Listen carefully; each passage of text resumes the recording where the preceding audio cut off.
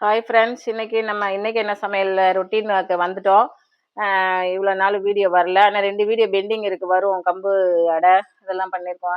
2 video operation முன்னாடியே நான் பண்ணியிருக்கேன். கண் ஆப்ரேஷனுக்கு முன்னாடியே, சர்ஜரி போகிறதுக்கு முன்னாடி சொல்லிட்டு தான் போனேன். ஆனால் அது வீடியோ எடிட் பண்ண முடியல, பாப்பாவால் என்னையும் கவனிச்சிக்கிட்டு பண்ண முடியல.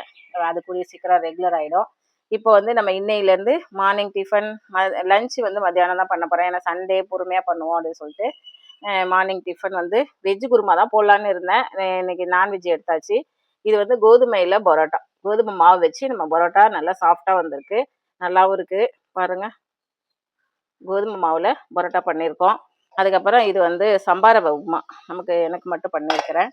அடுத்தது சிக்கன் இது எப்படின்னாக்கா, நம்ம எல்லாமே வதக்கி அரைக்கிறது தான். இது நம்ம பெப்பர் எல்லாமே போட்டு இந்த மலைக்கு இதமாக நல்லாயிருக்கும் அப்படின்னு சொல்லிட்டு வதக்கி அரைச்சி, வெங்காயம் தக்காளி எல்லாமே இதில் இருக்குது. முந்திரி பருப்பு, இது கரம் மசாலா தூள், மிளகாத்தூள் எல்லாமே இருக்குது. கொஞ்சம் தேங்காயும் கொஞ்சமாக போட்டிருக்கேன்.